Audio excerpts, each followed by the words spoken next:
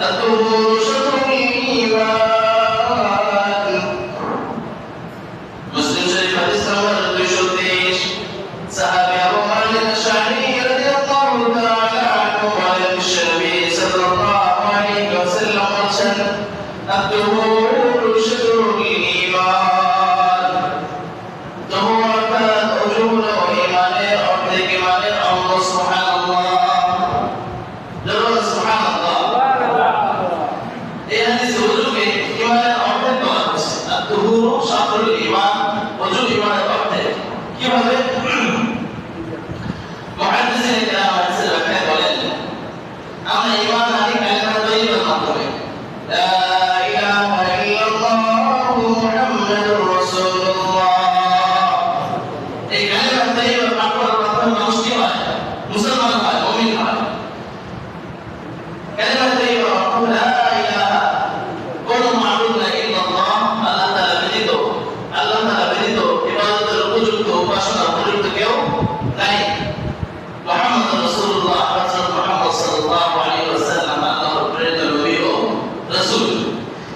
এই বিশ্বাস অন্তরে ধারণ করা এর নাম হচ্ছে কি ঈমান তাহলে যদি কোনো ব্যক্তি আল্লাহকে ছাড়া অন্য কাউকে মাবুদ হিসেবে স্বীকার করে তার অন্তরে কি ঈমান আছে নাই তার অন্তর অপবিত্র অন্তর পবিত্র হয় কিসের মাধ্যমে কালিমা তাইয়্যিবা বিশ্বাস করার মাধ্যমে আল্লাহর প্রতি ঈমান আনার মাধ্যমে প্রত্যেকটি মানুষের জীবনে গুরুত্বপূর্ণ দুইটা অঙ্গ একটা হলো পুরো শরীর আর একটা হলো প্রাণ একটা হলো কি অন্তর আর একটা হলো শরীর সমস্ত শরীর ঠিক আছে কিন্তু প্রাণ নাই মারা গেছে সে মানুষের দাম নাই আবার শুধু যদি প্রাণ থাকে শরীর না থাকে সেটারও দাম নাই তো অন্তর পবিত্র হচ্ছে কালিমা তাইয়্যিবা বিশ্বাস করার মাধ্যমে এটা হলো অন্তরের পবিত্রতা আল্লাহর পবিত্রতা হৃদয়ের পবিত্রতা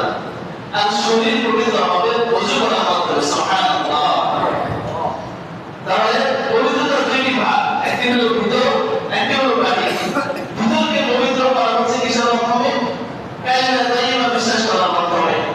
আর বাহ্যিক অঙ্গ-প্রত্যঙ্গ শরীরকে পবিত্র করা হচ্ছে ওযুর মাধ্যমে